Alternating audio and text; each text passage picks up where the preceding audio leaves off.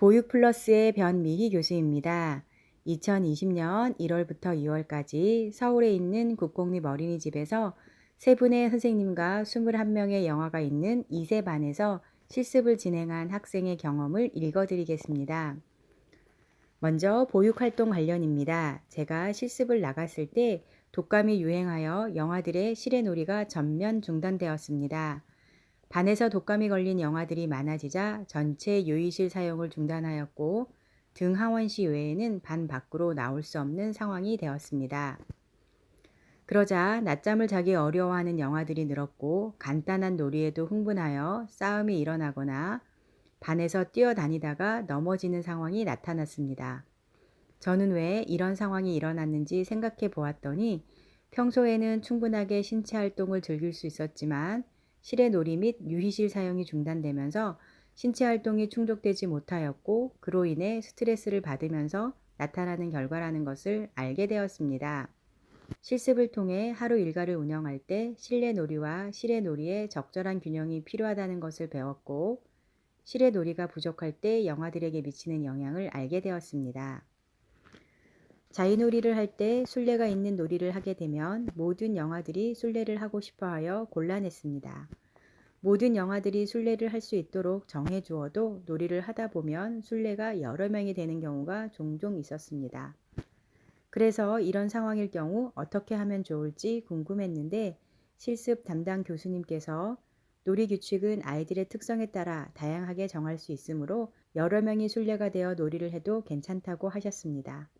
두 번째로 상호작용 관련하여 우리 반에서는 주로 정리정돈 시간에 싸움이 많이 일어났는데 그 이유는 모든 놀잇감을 자신이 정리하려고 하는 아이들이 있었기 때문입니다. 실습 초반에는 정리정돈하면서 우는 영아들 때문에 난감했었는데 지도 선생님을 보면서 갈등 상황 대처 방법을 배울 수 있었습니다. 지도 선생님은 양쪽 이야기를 다 들어준 뒤 한 명이 양보하기를 권유하거나 한 놀잇감을 한 번에 같이 정리하도록 지도하셨습니다.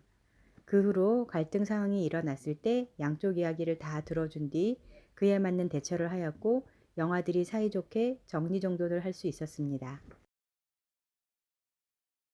친구들을 때리거나 놀잇감을 뺏어가 다른 영아를 불편하게 하는 친구가 있었는데 아동 관찰 및 행동 연구 시간에 배웠던 것을 기억하여 문제 행동을 지도해 보았습니다.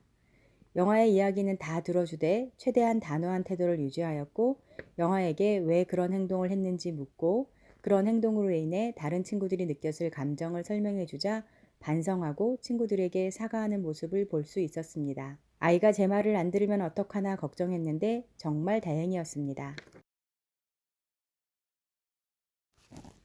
세 번째로 교구를 제작할 때 실습 지도 선생님의 조언으로 교구를 조금 더 견고하게 만들 수 있었습니다. 예를 들어 코팅하기 전에 종이를 덧대어 구겨지지 않게 하기, 벨크로를 붙일 때 글루건을 짜거나 바느질을 하여 떨어지지 않게 하기, 코팅하고 난 뒤 뒷면에 에바를 붙여 두께감 있게 하기 등등입니다.